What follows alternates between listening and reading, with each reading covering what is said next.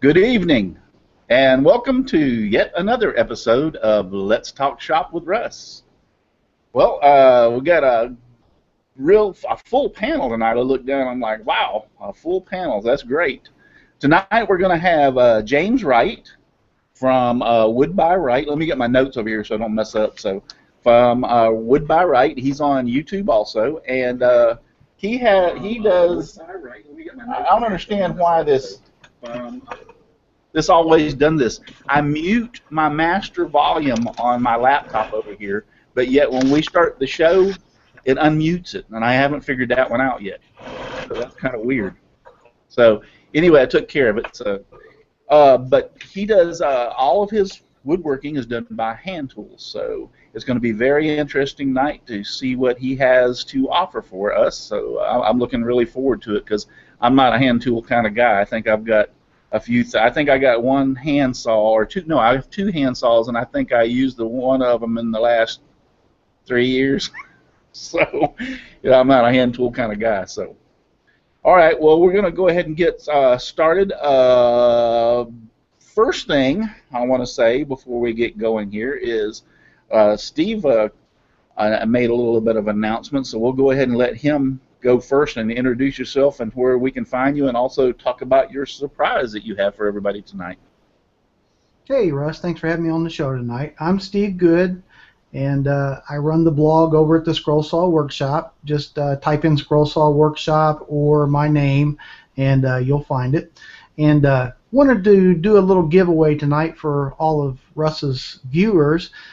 So later in the show, I will be putting up a keyword and an email address. And if you email me that keyword within the next until midnight tomorrow night, I will be giving away a gross of Flying Dutchman scroll saw blades. Now that's a lot of blades that get you through a lot of projects, and the Flying Dutchman blades are probably the finest blades out there. So make sure you watch until you see the keyword, and we'll do that giveaway. Thanks, Russ. Thank you. That's really great, man.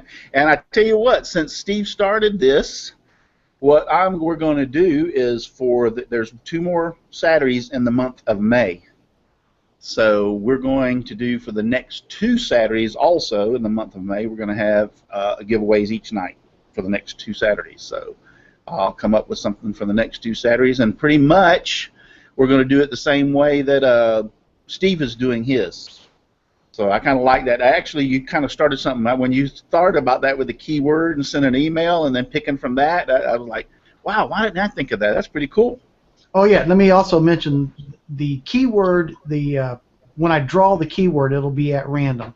So I'll go through the email addresses that come in, and I'll run a little random number generator, and we'll pick the winner by that. So it will be a random drawing. I've got to get with you so you can show me how to do that, because I really like that idea, because it does 2 things. Everybody has to watch the show to get the keyword, plus everybody gets a chance to win. So, yep. Great. I'll get with what are you going to give away, Russ? We talking table saw, scroll saw? No. I can't. I've spent all my money on my brand new drill press out there, so. Well, that'll work. Yeah, I bet it would. You're not going to get that away from me. So, anyway, let's go down the list real quick. And Steve's giveaway. I'll go first before we go anywhere. I'll go ahead and call on Shane and Shelley. Go ahead and introduce yourselves. Mm-hmm. And then also, y'all have got a contest going, right? Yes. So Hi, everyone. Hi, everybody. Mom here from Know What Mom Knows. Come on over and check my channel out sometime. I'd be glad to have you part of my community. I'm Shane with Shane's Hobby Shop. You can find me on all your Instagram, Facebook, YouTube with Shane's Hobby Shop. Now, the contest that we got going on, I believe you still got a week from tomorrow, and then it'll be over with. But what this is a Mother's Day contest. Yes, Mother's Day is over with, but that's okay. We're still doing a contest. I got a lot of great prizes I'm going to be giving away. So go ahead and still make your video up, send it to me. Go on over to my Facebook page, Shane's Hobby Shop. the very first post, you're going to see all the rules, regulations, and even the prizes that I'll be giving away on this contest. And you still got one more week to do it, so you still got plenty of that time. So good luck to everybody. Good luck. Great. Okay, just real quick before I start the rest of the, everybody introduce themselves, I just wanted to get those two contest things out of the way. Just going to say something about my sponsors. Devobal Technologies. Devobal Technologies did my website, so really happy with my website. I love it to death. So go visit devobal.com for all your website's needs for hosting, development, devobal.com. And also Olivewood 2000. Olivewood 2000 does the pen blanks and more Olivewood stuff. He's on eBay, so go over and place an order on Olivewood 2000 today. And then let's go down the list. Charles, I'll pick on you. You're next. Picking on me. I don't know what I did. Tell us where we can find you. My name is Charles Deering. You can find me at woodenvisions.com or in the doghouse. Woodenvisions.com, if you go to the link section, you should be able to find all my social media. If not, I don't know what to tell you. On YouTube, I go by Charles Deering Scroll. And if you're open to outside prizes for contests, I will donate 20 patterns of the winner's choice. Scroll saw patterns. Cool. That's all I have to say about that. Now you're talking about for the next cup, like May, here in May? Yeah, yeah. Okay, great. Sounds good. All right, see there, All right. we got scroll saw patterns, so Nice. we got some diversity going on here. So, all right, next is Mr. Chris Ahern.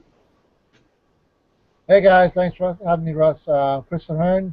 You can find me on Facebook at the Old Cranky Workshop, and on YouTube at Chris the Wheeler. If you don't find me there, you'll find me at the local pub.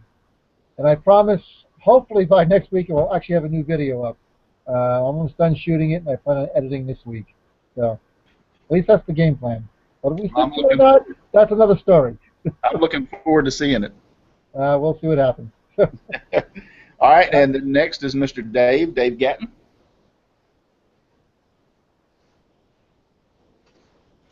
Thank you, Russ. I had to find my unmute button there. Yeah, you can find me on YouTube under Dave Gatton. You can also find my other YouTube channel, Garage Works CNC. And Donald. Hey, I was paying attention to something else. I'm sorry. I am Donald Matthews. You can find me on my YouTube channel, Donald Vlogifies Woodshop. My Twitter and Instagram is there, and I've got a website, redneckknowhow.com. And I believe that's about it. Donald not paying attention, that is one demerit. Now you know what my school teachers had to put up with when I showed up.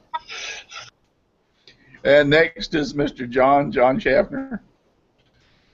Hi, everybody. Thanks for having me on, Russ. You can find me basically on Facebook. That's about it. I'm going to try to get the video up, start my channel up here soon. I've been saying that for months, but soon is coming, so I will hopefully bless the community with something. Keep your eyes out for it. I'll put a notice up for you. Thank you. You're another one that I'm looking forward to seeing your video. So I'm looking forward to making one. It's just I got to get around to it. Somebody please send me around to it. Yeah, I'll send you around to it. And then next to Mr. Russ, the other Russ. Oh, it's my turn. Okay. Yeah, I'm Russ Meadows. Glad to be here. I got here just on time. You can find me on Facebook under my name, Russ Meadows, and you can also find me on my Facebook page, Nails with the Z. Cool. And I believe that's it. So, James, hey, y'all. It's I'm down James to Wright. you. So introduce yourself and tell us where everybody first can find you, and then you pretty well got the show. Cool. I'm James Wright. I'm WoodByWright on YouTube, Instagram, Twitter, pretty much everywhere that someone else is at, I guess. And I do hand tools, and I don't do hand tools because I'm like a purist and I want to go back to my roots. I do hand tools because I'm cheap. I sold all my power tools and got rid of my shop because I moved into a house without a space for it, and I had $12 to my name, and I said, I want to do woodworking with $12. So I went out and I bought this hand plane for $5 and a couple other tools, and I started doing woodworking. And so that's my my hand tool background. My woodworking background goes back to when I was 5 years old or so. So that's a little bit about me and what I'm coming from. But basically, my goal in the shop is to have fun. I really want to do things that are enjoyable, and I want to do things that I enjoy my time in the shop, not just the project at the end or making something. And so that's why I rarely do anything for commission, because I want to do something for me, and I want to go on my own pace. So, yeah. But today, I wanted to kind of show some of the things that I do with hand tools, and I think one of the things that I've been wanting to make is a pencil box. Coming up soon, I'm actually going to be wanting to make pencils, and so I wanted a box to put them in. And I thought, well, if I'm going to do a box, I'm going to do a hand-carved box. So hopefully in the next 45 minutes, we'll put together a hand-carved box for pencils with a sliding lid. So yeah. If there's any questions, let me know. I don't see a feed, so I don't know if anything's coming up. Yeah, I'll get the questions off of YouTube. But right now, I think you're going to have to. Not sure what you're going to have to do. Either back out or come back in, or maybe turn your camera on and off. You don't see me? We can see you, but I'm looking over at the live feed over on YouTube, and all that's showing up over there is your WoodByWright, your WW. Huh. I'm going to reload. Just a minute.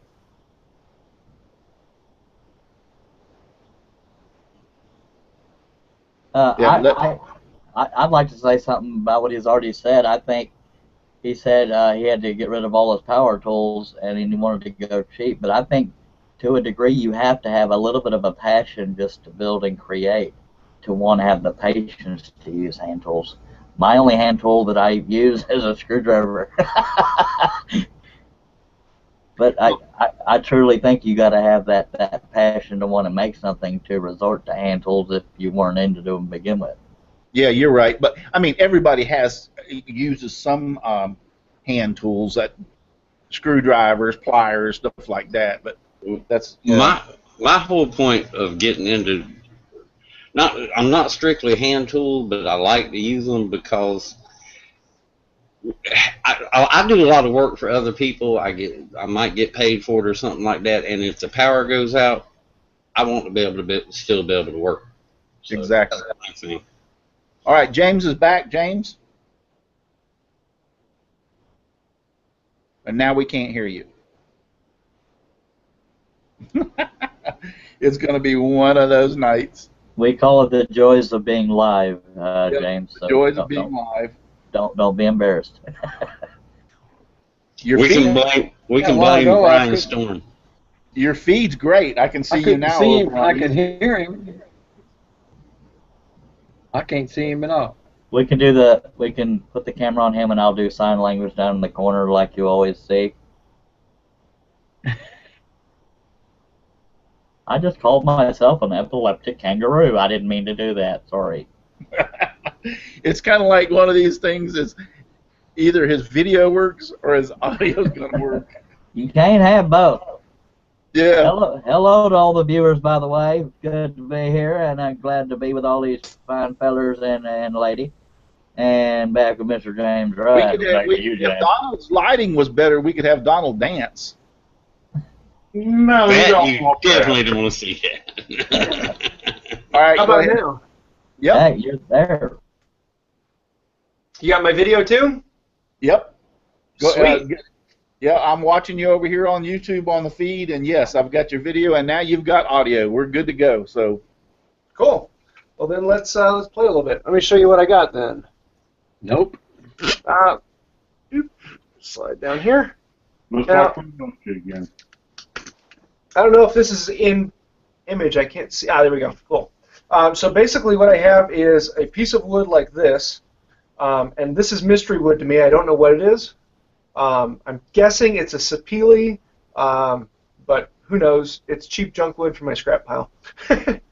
And I don't like making boxes out of thick material, so I need to resaw it. And most people would say take that over to the bandsaw and run it through the bandsaw or through a table saw. I actually end up using this beast back here, which I just recently made, and it has a 2-inch wide blade. Okay. Can you hear me? Can you Yeah, see we it? need to be able to see doing. Yeah, I can hear you, but I can't see you. everybody. Somebody else can see him on this. Yeah, he's coming through, Russ. Can't see him on this program. I don't understand why you're not being able to see him, but he can be seen, and he is seeing on YouTube. So go ahead, James. Donald said he couldn't see him. Chris. Who knows what technology does? Yeah. That's this is a Roubeau-style frame saw. It goes back to the 1600s. And when I first saw that thing, I thought, man, that thing's going to be slow. It's going to take me forever. But the truth of the matter is, this cuts just as fast or faster than any bandsaw I've ever used in my life. I was cutting veneer with it the other day, Purple Heart veneer, 6-inch wide panel, and I was able to do about an inch every 30 seconds through 6 inches of Purple Heart cutting veneer. With this saw. So it works. So once I take the panel and cut it down to thickness, I wanted a 1/4 inch for the outsides and slightly less than 1/4 inch for the top. Then I can cut it into all of its individual pieces. So I have the top and the bottom already cut. And if we get time at the end of this, I want to show you a little bit of the carving of the lid. I did most of it, but I've got some down here in the end to finish up. But this will eventually be the 4 sides of the box. And we need to have grooves for the lid to slide in. And also I'm going to be putting an inset bottom. So there'll be a 1/4 inch groove for the bottom of the box to slide in. But how do you make a tiny little groove like that in this wood? If I had a power shop, I'd probably take it over to the table saw and run a few slices through at an 1/8 inch depth. But here, I'm going to do something a little different. So what I'm going to end up doing, because the piece is so small, I cannot attach it, I cannot clamp it in a vise. So it doesn't quite work as well that way. Because the piece is double-sided tape, I cannot clamp it in a vise. So it doesn't quite work that way. Sorry, I couldn't tape. I cannot clamp it in a vise. So it doesn't quite work that way. Sorry, I couldn't tape. I can't quite hear what you're saying. So it doesn't quite work that way. Sorry, I couldn't tape. All right, that was just back feedback, so I turned off the mic. Oh, sorry. Go ahead. Yeah. If my vise, there are little vices that will hold things like this, but yeah, double-sided tape works really well. I'll actually just stick that down, and then grab my absolute favorite tool of all time. This is a Stanley 55. It's very similar to a Stanley 45, and it is basically viewed as one tool to replace 45 tools in your shop. Or the 55 was to 55 tools in your shop. And this sucker does all sorts of things. It will do grooves, it will do beads, it will do molding, it will do trim work. Yeah, it's just a fun tool. But this setup is pretty nice in that I have a cutter in here that is the same thickness as the bottom of the box. And then there's a fence to keep it a certain distance away from the edge. And then I have a depth stop here set to cut down to an 1/8 inch of the depth. I cut halfway through the top. I'm interested in showing you a little bit of carving wood. I did most of it, but I've got some out here we can finish Is that just feedback again? Yeah, guys, you're going to have to keep yourself muted, because as soon as y'all unmute, it starts getting terrible feedback. So then it's as simple as running this thing along the board.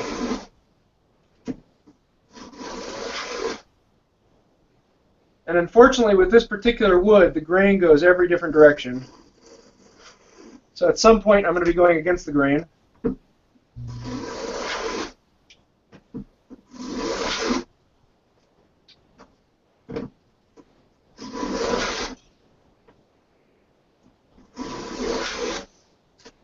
One more, two more.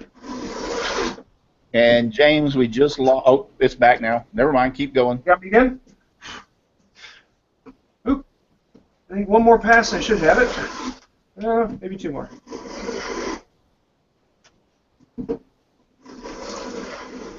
There we go. No, Russ, I'm sorry, he is still in the black right now. We cannot see him. Yeah, we lost your video feed, James. You lost my video again?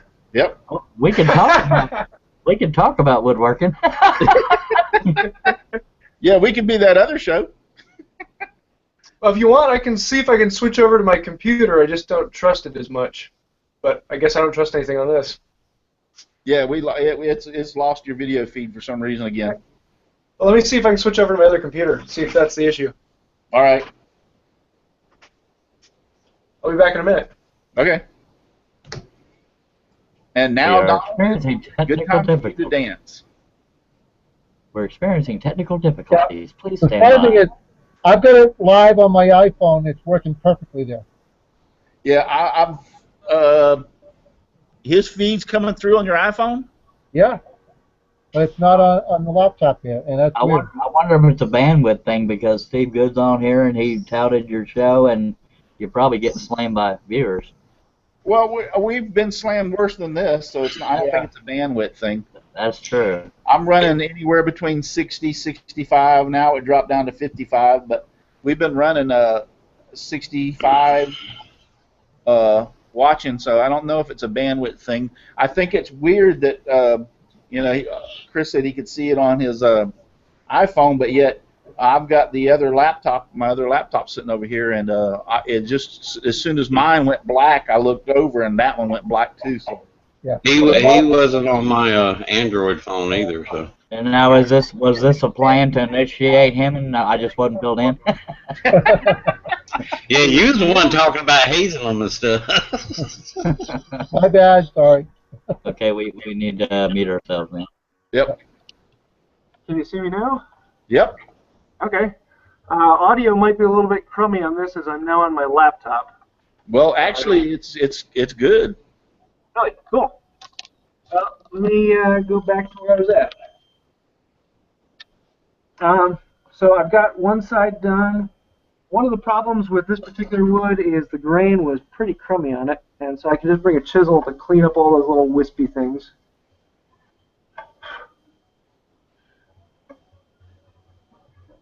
But then flip it over and do the other side. And I think grooves are actually one of the things that hand tools really shine on. Because how much time would you take to set up a table saw to cut a groove an 1/8 inch deep, 1/4 inch wide, 1/4 inch from the board, and to do it precise enough to let a bottom slide in and out? You'd probably spend about a good half an hour or so setting up the table saw for it. Whereas I can grab the plane and create a groove.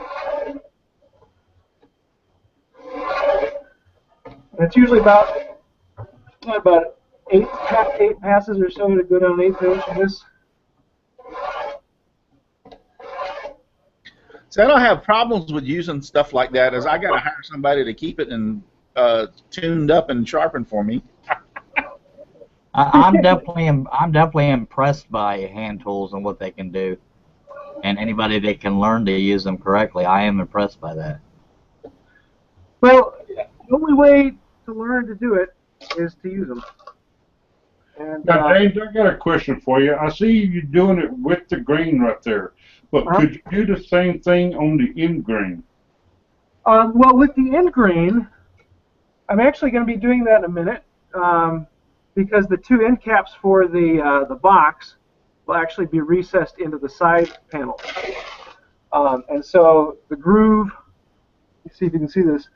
I will be doing a groove then going across the grain here in a minute. The problem with that is if you take the plane iron and you go into it, you're just going to be busting out all the fibers. So you actually need to cut the fibers with a knife first and then pare them out with the iron. But yeah, I'll show you that here in a minute. So now I have the grooves cut on this. I need to cut this into 4 pieces. So one thing that a lot of people don't know about is a simple tool called a bench hook. And it is a hook that sits on the edge of the bench and a fence that your workpiece rides against, so you can hold it. This allows you to do fairly accurate handsaw cuts.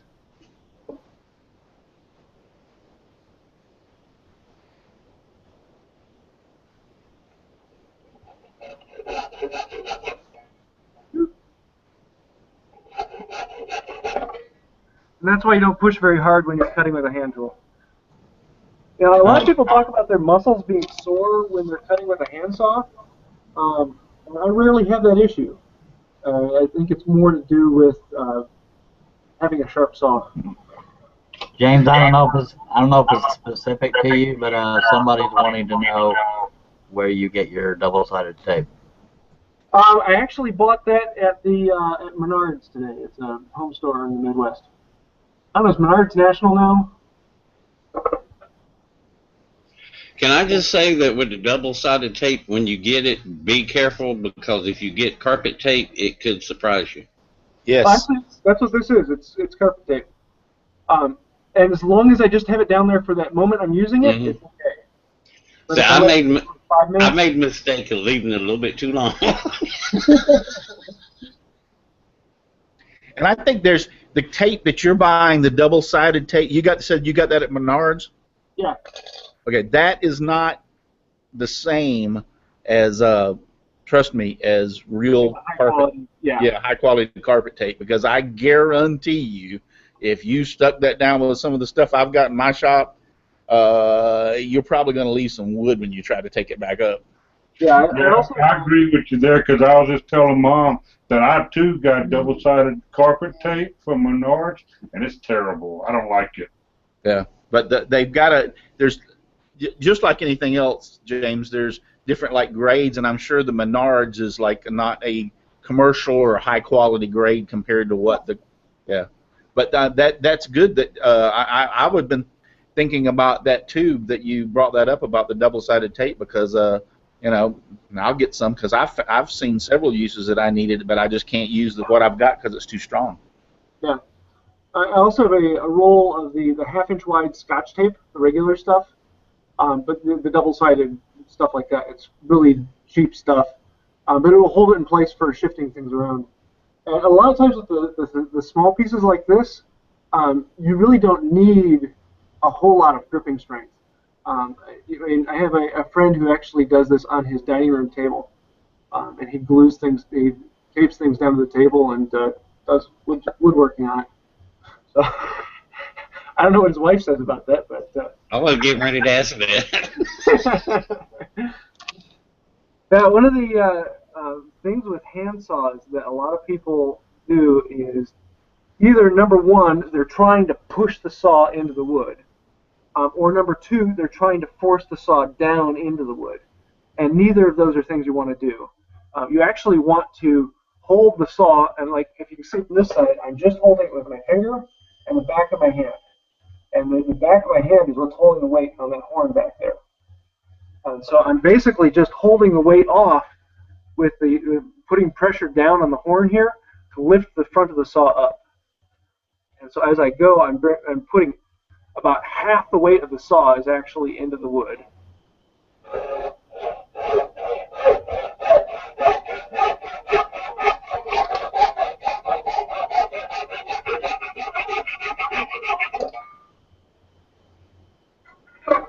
And just having that little bit of pressure gives you a cleaner cut, a simpler cut, and you're not putting your force into it, and you're not wearing out your arm. But that really only works if you have a saw that's sharp enough. Real quick question. You take and maintain your own tools and sharpen your own tools? Yep. Cool. Actually, I make most of my own saws. Cool. That was something that really surprised me when I got into it, is the idea of sharpening a saw and even making a saw. It was just like, that was mind-blowing to me. But once I sharpened one or two saws, it just became such a quick and simple process. It's really, really easy. It's just it's spring steel, and you take a file and you cut into it. It's not a hardened steel. It's a very soft steel and works pretty easily. So Right. it's fun. So now I have the sides of the box with the grooves for the panel. I guess I should see that these fit still. And I'm going to plane that one down a little bit. There's the bottom. Oh, the bottom fits perfectly. And then we have the ends of the box. Oops, sorry, am I down too low? The ends of the box, we need to put a groove into here for that to go into.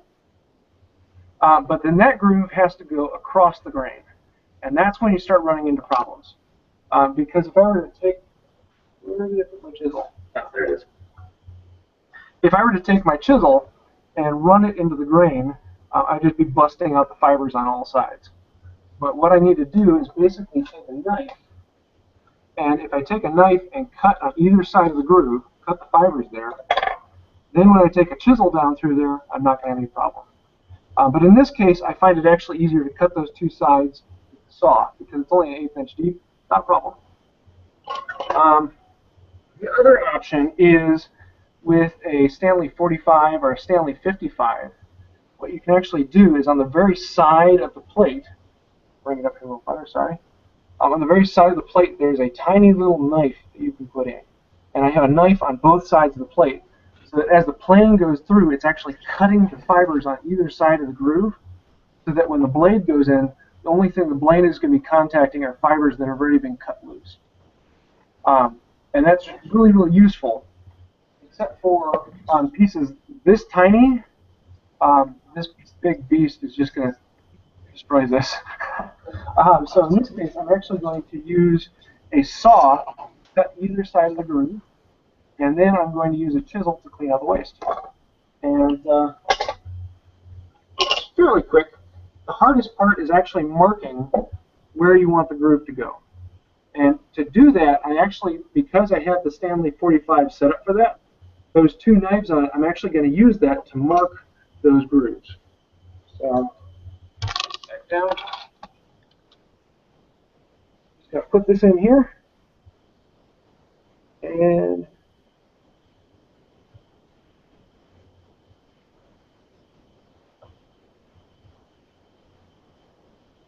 there we go. So as I drag that across, I don't know if you can see these in here, but there's now two lines running across there. Yeah, we can see it. The traditional way is to use a marking gauge, and it is a knife out a specific distance. So actually, let me do that for the next one, because that won't be all that hard to do. Just got to set the marks. And what you can end up doing is you set these blades to a specific distance from the fence.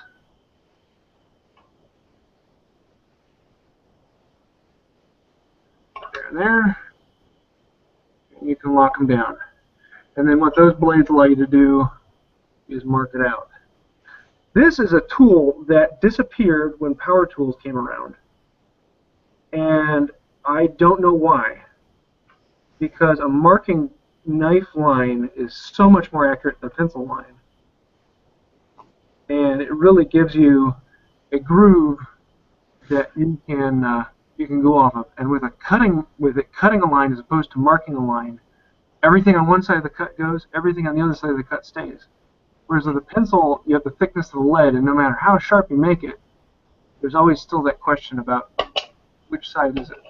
If I need just a little tip that I do, if I need some precision cuts like you're talking about right there, what I will do is I use my X-Acto knife. I will put my square up there, and I'll use my X-Acto knife and pull my X-Acto knife down and make the line which makes the cut, which is like yep, that's exactly what I use. And so if I'm making an intricate box like you are or whatever, I'll use that rather than a pencil line. Yeah. Another thing is the pencil.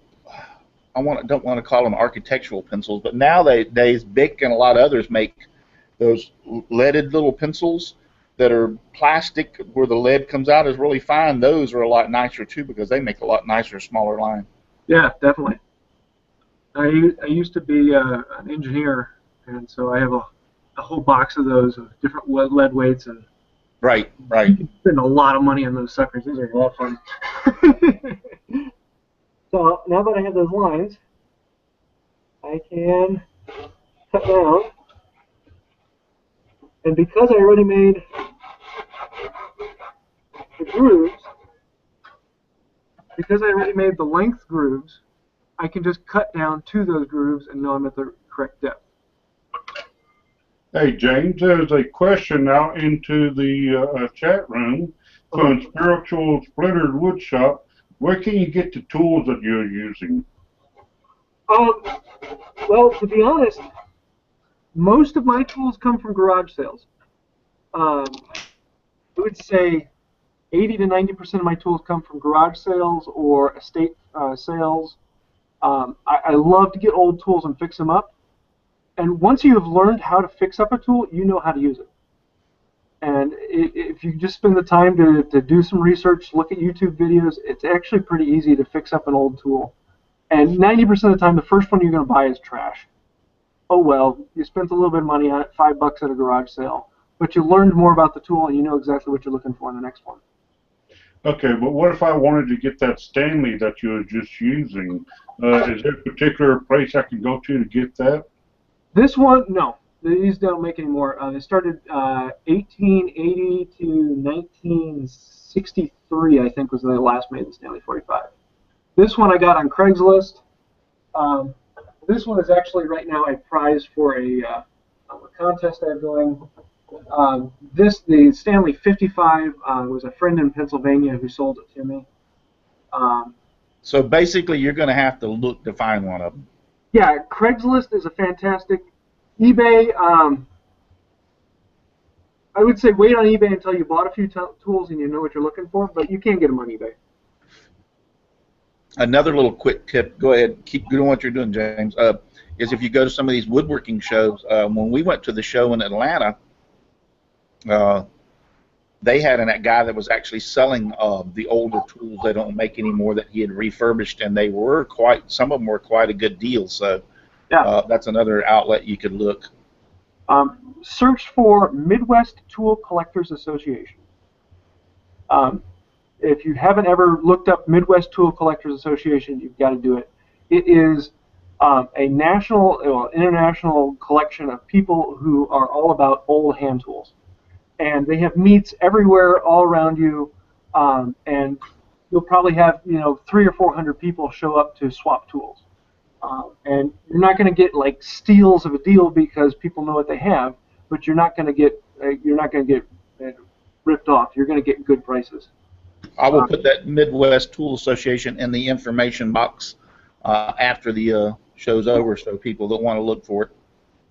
Well, the other thing is there's a national meet for the Midwest Tool Collectors Association coming up in 2 weeks in Iowa. I'm going to be there for that. But that is huge. That's thousands of people getting together to talk about and use and to sell and trade hand tools. Yeah.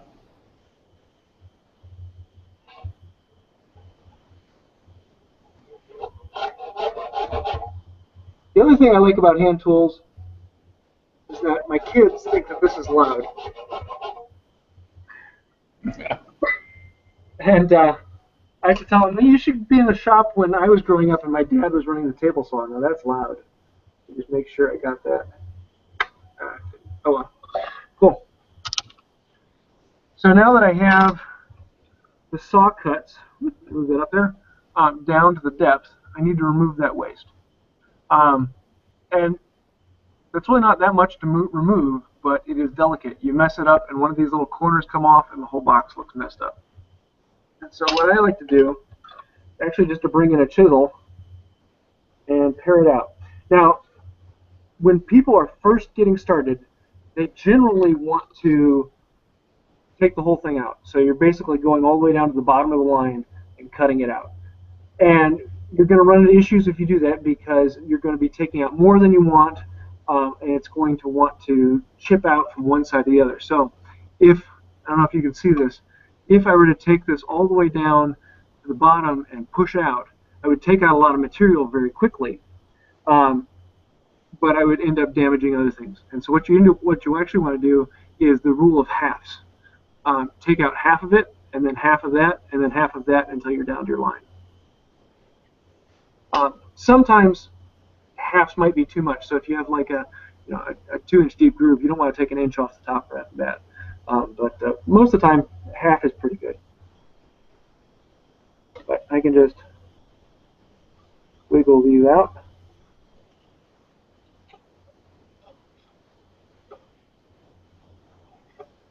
And then the other thing that I like about hand tools is that you start to learn to not be a perfectionist because you're going to mess things up. Everything's going to have a hand tool made feel, and I like that. It makes me feel okay with messing something up.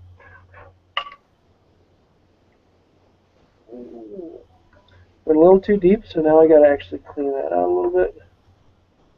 And oh, trust me, I think you can mess it up a lot quicker using a power saw or a power yeah, hand with a hand tool. yeah, a hand tool mess up usually isn't a drastic mess up.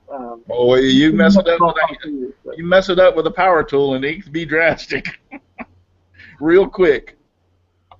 Yeah, so you have a groove in there now that box can fit into. Pick that up a little bit. Yeah, pick it up a little bit. What's that? Oh, sorry, am I down too low? Yep. Great. That looks, man, that's awesome.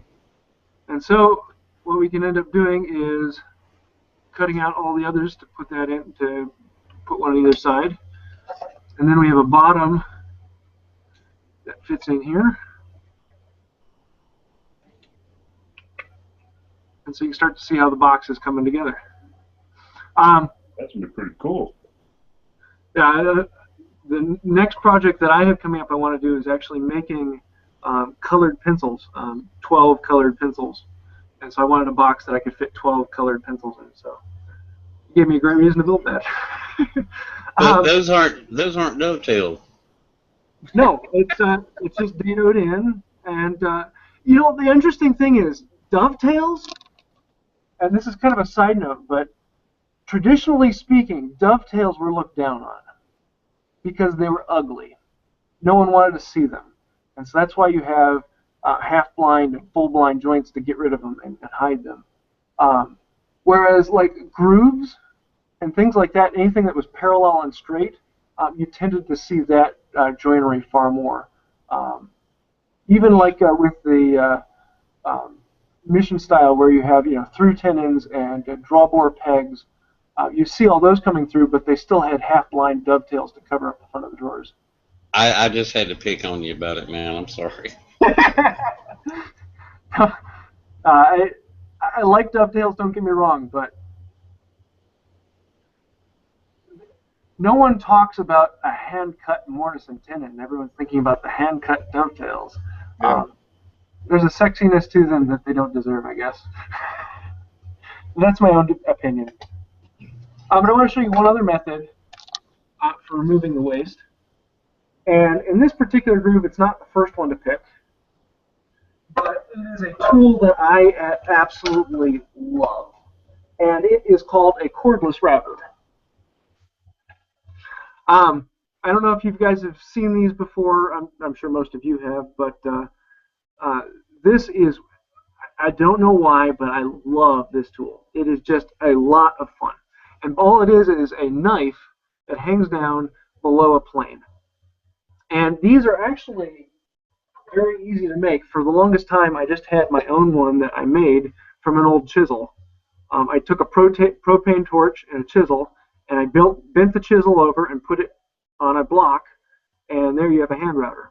And this is fantastic for cleaning out the bottom of any surface. So if you have a tenon or a groove, or anything that is a lower surface and you want it to be parallel to the upper surface, a hand router is the tool to use. So what you can actually do is, I'm going to have to set that up. You can adjust the height of the blade.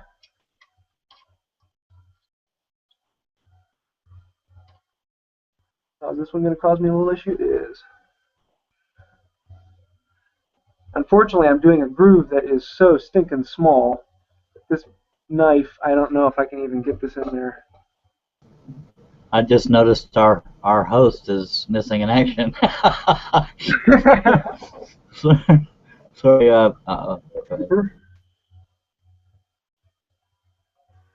Fun of live You really woodworking. need them. Better he be. We had We'll we had like a power surge here. You know, the power dimmed down real quick and everything. And even though I'm on a laptop, I guess the router responded and I lost. I'm lucky I got back.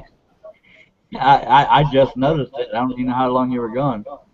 I was gone a few minutes. Yeah, all the lights and everything went real dim and everything, and the feed stopped. Like I said, I'm on a laptop, so it didn't affect the laptop battery, but my router obviously is on power, so it had to reboot, I guess. So the lights went out in Florida? Yep, the lights went out in Florida instead of Georgia. Yeah, see, Dave also left out, but that could also mean because he's got another show right after this, so he may be going to do his show. Yeah, he's going over there. Yeah, the first time I ever did a live feed, the electricity went out in our town. So it wasn't just me, it was like, you know, the internet and everything. Now, what's that tool called that you're using now? This is a hand router. Or it used to be called a router until they made electrical routers. And so the benefit to this is that you can get a really nice clean flat surface on the bottom, and you can know that your surface is parallel to the top. And James, did you hear what I was saying when you came back in with your technical difficulties? You said you got into hand tools because of price, but I think you had to have had a degree of passion to try it, because I mean, it takes a lot of patience to do what you're doing. There are a lot of other reasons. And number one, I didn't have a shop. I didn't have a space for it. My shop right now is 8 feet by 10 feet, and it's in the basement. And I didn't want to have sawdust down here because it's open. I mean, let me show you something. That white thing hanging there? I used to have to use the corner of a kitchen, so I can relate. And she's okay with me hanging it in here because I don't create much dust. So, I mean, there were a lot of reasons like that. But, yeah, I'm going to be busting that out. Oh, well, I busted up a corner. This is that. I made this groove. I made the groove about a 64th of an inch smaller than the cutting knife on my router, accidentally. But you still glue that in, though, right? What's that? You can still glue that in, though, right? Yeah, I can glue it back in. But this isn't my first choice. I just kind of wanted to show it how it can. The benefit of a hand router is that it can cut out a flat surface on the bottom of that groove, and it can make sure that that surface is perfectly parallel to the face of this. So you get a really clean surface all the way down there. For small things like this, this big of a router is a problem. They do make a lot smaller ones that would work perfectly for this, but I don't own one of those. So some would call that a router plane? Yeah.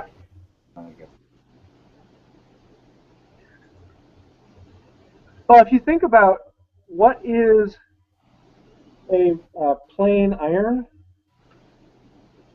it's nothing more than a chisel and a jig. And then if you take that logic further, what is a saw? A saw is nothing more than a whole bunch of chisels in a line. And so most everything you do in a shop is just a different way of using a chisel. Your circular saw is just a bunch of chisels in a line around a circle. A bandsaw with chisels, and I don't know why, but I find that fascinating to me. About all it is a sharp edge being used in a different way. And once you start to learn that sharp edge and what it can do, it's kind of fun. I'm actually thinking about doing a project here soon about making an entire stool from rough sawn lumber with just a chisel and mallet. So planing it, shaping it, doing everything with just a chisel and mallet. So That would be. I would love to do that. Yeah, I was picking on you the other day about cutting a 2x4 with a chisel. You know, I have cut lumber with a chisel, but I haven't actually done the whole thing. And someday I want to. How are we doing for time? 51. You know, I'm gonna skip some of this because we're gonna be running into a few. I think you can see how it's coming together and what I need to do. You're fine. Don't worry about it. If we run over a little bit, that's fine. Okay. Well, I wanted to show. This is killing me. I measured off slightly wrong on the piece I cut. The bottom plate is about an 1/8 inch too long, so I need to clean that up. Yeah, that's fine.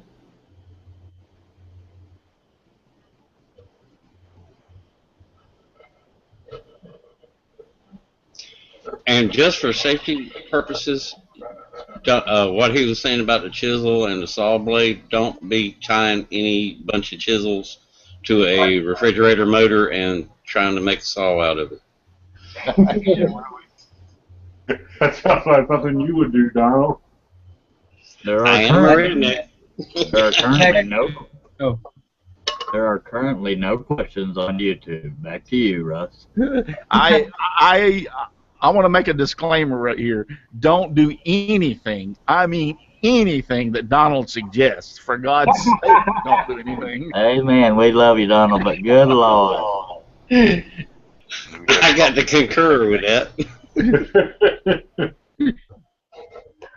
The other one on the list is to make a hand-powered CNC.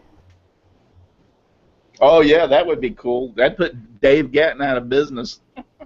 So it'd be a treadle-powered spinning blade with like an Etch-a-Sketch controller.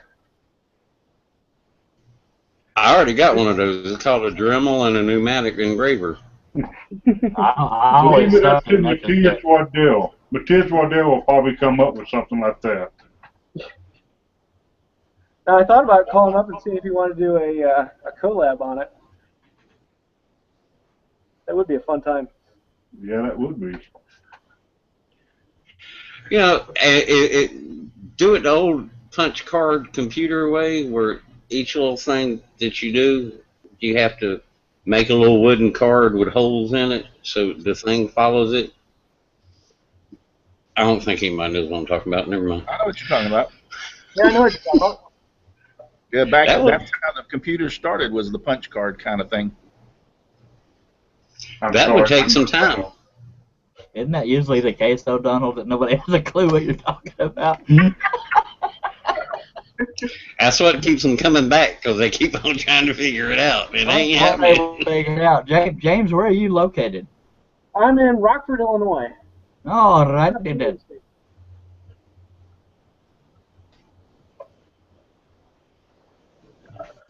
we go. Let's see if we can make this work.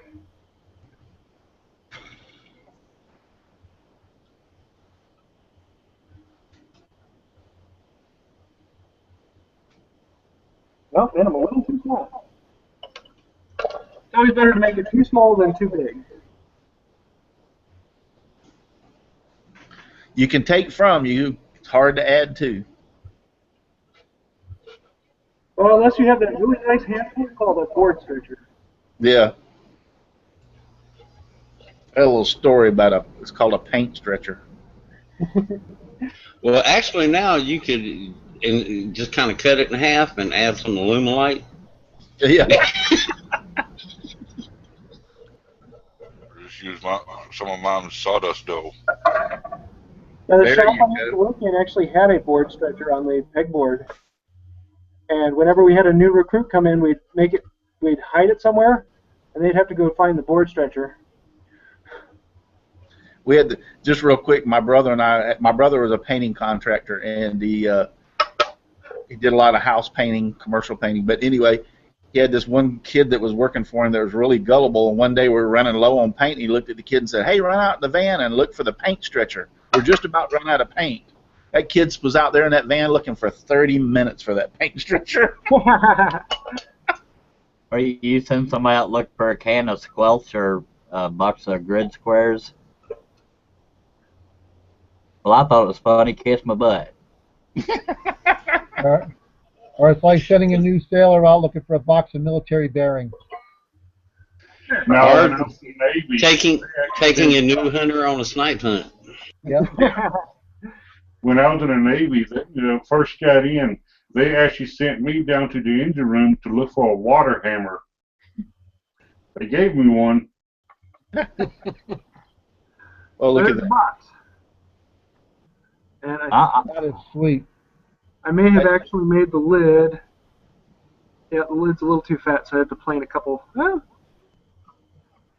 you go. That's pretty good. Beautiful. That is Beautiful.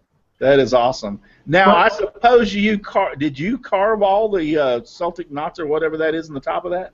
Yeah, actually, in a second I'll show you. There's a couple pieces left to do on it. My in frame there? In frame? Yep, that's in frame. This entire thing was carved with this 1/4-inch chisel and my X-Acto knife. Wow. And honestly, I do this now on most all of my tools. So like frame saw, I have letting all that on there, and whirls in the other end. That's amazing. All of my planes now have that. And one of the reasons why I did was I made this axe and then thought, this axe handle is just too plain. And I don't like that. And so I just decided to draw this and mess around with carving. It took me about 3 hours to do that. But I had fun on it. And I thought, if I'm having fun, I'm going to try it on something else. And so I tried it on another tool, and I did it even faster and did it even faster. And this took me about 20 minutes. Wow. And That'd take me 3 days. let me show you how it's done. It's pretty easy. Like, I would print out a pattern, and I would use a glue stick, like my kid's art glue stick. And the trick I've found is that if I use olive oil on the wood first or some other oil, just put a coat of that down and then glue the paper on with this, it will stick and hold very well, but then will peel up perfectly when it's all done. And I get my first coat of oil on afterwards. But I'll glue down the paper with the pattern, and then I'll trace it out with a knife, and so I'll have the exact line going around it. And then I just kind of view the rope as being the high point, and I want either side to taper down away from it.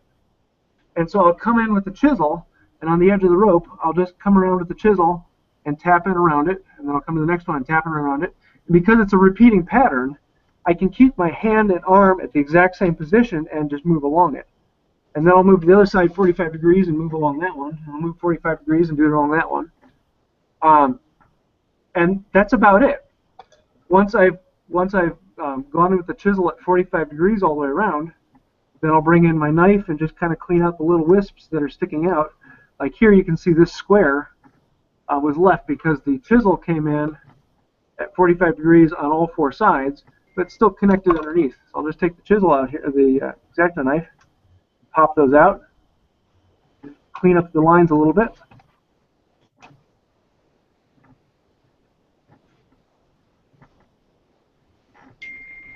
And then just clean that out.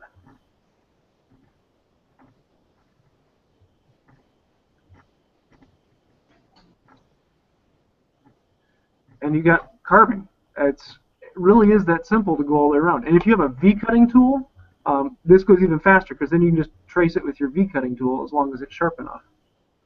And this is about 20 minutes now.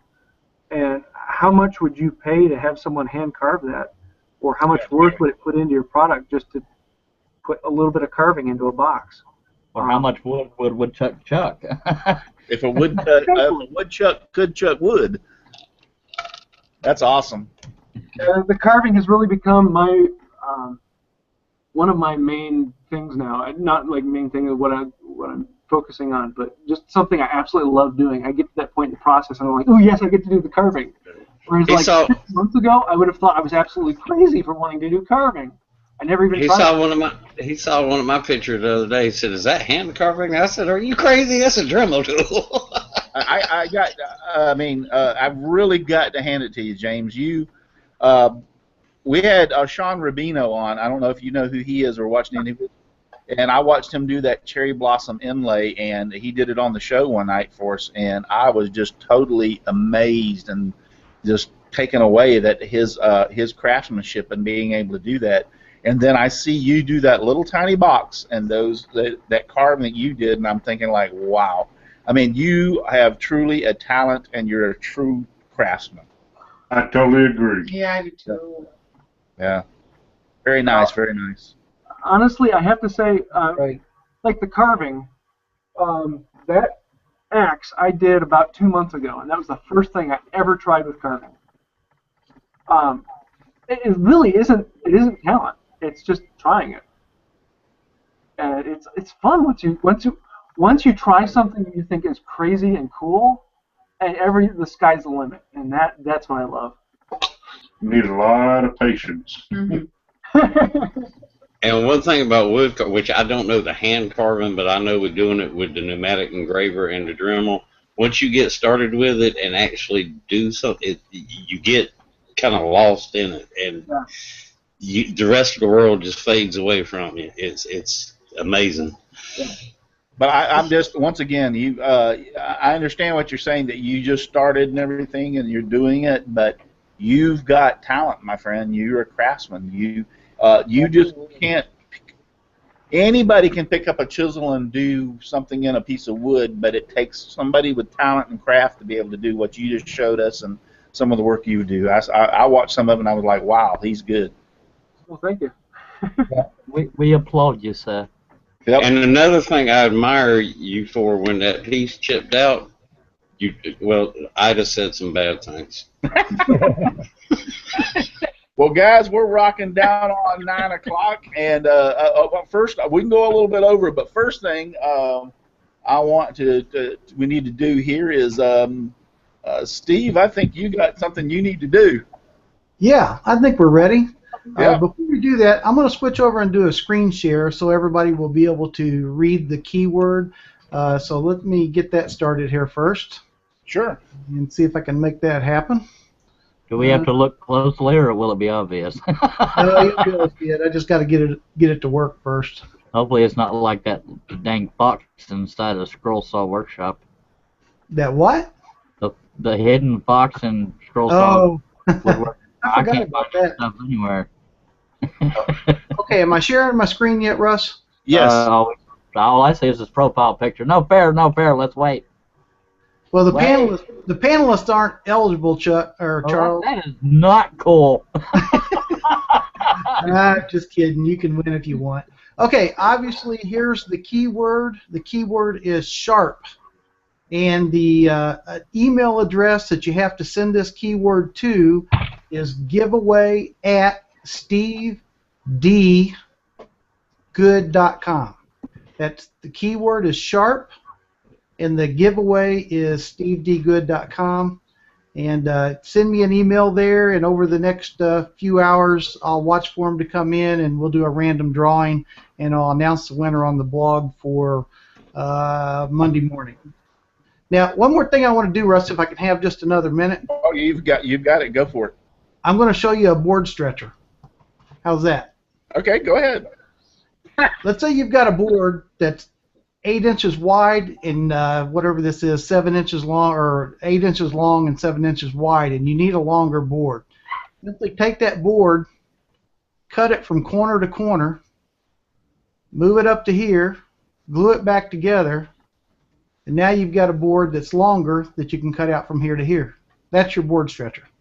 There you go. So now, when I finish up here, I just want to tell James how much I appreciate him coming on here tonight, because that blew my mind. I just sit there and enjoyed. I think most of us that are on YouTube, we enjoy getting on and looking for woodworkers, and it's so much fun when you find somebody that has a talent that you've never tried. I've used a little bit of hand tool work, but nothing like what James is into, and that was a pleasure, my man. I enjoyed every minute of it. Thank you. I have to concur with Steve. Yeah, go ahead, everybody. You can tell him what you like. Go ahead, unmute yourself. And I don't know. I would do watch a lot of your videos, and everything you do with hand tools is amazing. You are a very talented man with a lot of patience. I do admire you. Yeah, I think patience is the key. yeah, I think. Go ahead. Anybody else? Russ, you want to say something? Well, I was just I enjoyed the show, and when I finally see what he was doing, and I think he's given Donald a lot of food for thought. Yeah. Yeah, of the ones that are on the panel, James, Donald, I don't know if you saw any of his videos. He has Donald's, he is, of all of us, he uses more hand tools than any of us. But I tell you what, between you and Sean, and then I watch Donald, I am going to start to look for some more hand tools. Y'all have inspired me all to do this, because I look at that and I go like, I used to look at hand tools as a dread, as a, why to pick that up when I can cut it with a power saw, or I can do it with a router, or I can do this, or I can do that. But then when I see you, and another part of it is having sharp, nice tools. Yes, yeah. That's another part. But when I see you do something like that, and I'm thinking to myself, man, he did that before I could even think about pulling out the router table and setting it all up, or doing this or doing that. So I see the benefits, and I've never been a hand tool kind of guy, but I really am going to consider trying it. I don't mean to interrupt Russ, but people were asking what the prize, Steve's prize was. It is a gross of Flying Dutchman blades. A gross is 144 blades. Yeah. And what I'll do is I'll mix and match the sizes. I'll do probably some number 5s, number 7s, and number 3s. Those are the most common. Of course, I'm not going to do any spiral blades, because that pisses Charles off.